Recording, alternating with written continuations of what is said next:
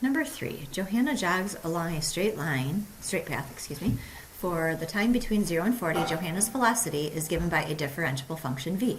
Selected values of v, where t is measured in minutes and v of t is measured in meters per minute, are given in the table above.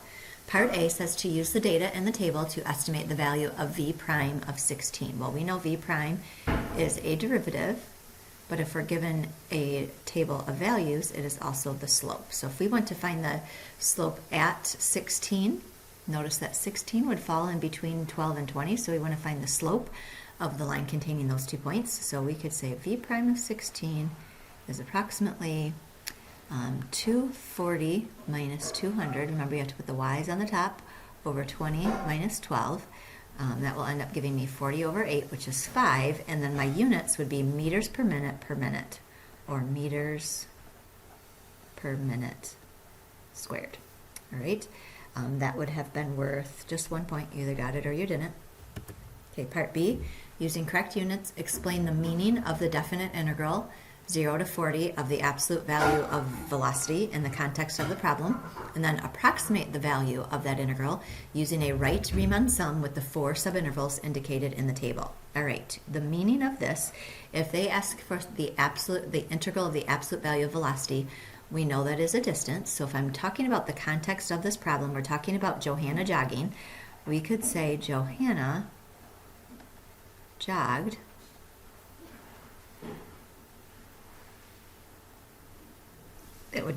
we don't know how many miles, so it's how far Johanna jogged in meters from t equals 0 to t equals 40 minutes. Notice I included both units in my answer. For the next thing, and I probably could be a little bit have a complete sentence. This would means how far. So that means how far Johanna jogged in meters from t equals 0 to t equals 40 minutes. Okay, so then it also asks us to find a right Riemann sum.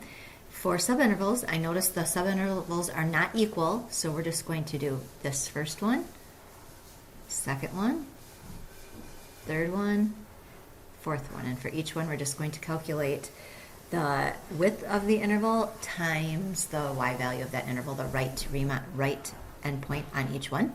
Okay, from 0 to 12, our right endpoint is 12, and then the width is 12, not the right endpoint, and then the right endpoint of that interval would be 200, okay, plus the width from 12 to 20 would be 8, times the right endpoint would be 240, and then plus the width of the next interval from 20 to 24 would be 4, times the right endpoint is negative 220. However, this says to do the absolute value of velocity, so we're just going to use 220. And then plus the width of the last interval is 6, times the right endpoint is 150. And if I multiply that out, I should end up getting 7,600 meters.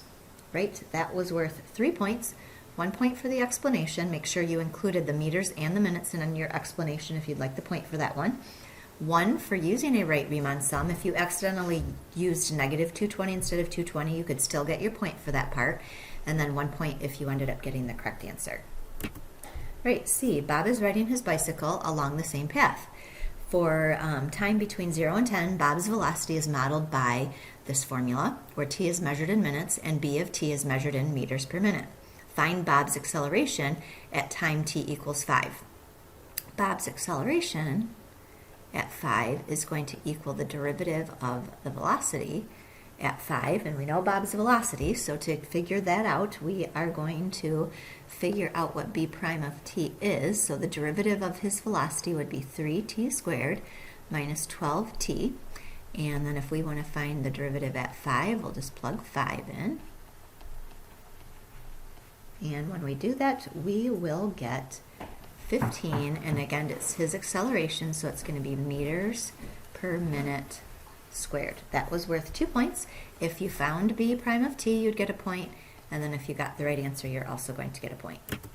Okay, part D, based on the model B from part C, find Bob's average velocity during the interval 0 to 10. So average velocity is an average value, which means we're going to do 1 over b minus a times the interval from a to b of my function. So in this one, it's going to be 1 over 10 minus 0, or just 1/10. The integral, we're going to go from 0 to 10, and it was average velocity, so we're going to use the velocity formula from part B, which was t cubed minus 6t squared plus 300. Okay, and then we're going to have to take the integral up by hand because this is a non-calculator problem. So let the 1/10 tag along. The integral of t cubed would be 1/4 t to the 4th minus this next part, the integral would be 2t cubed plus 300t.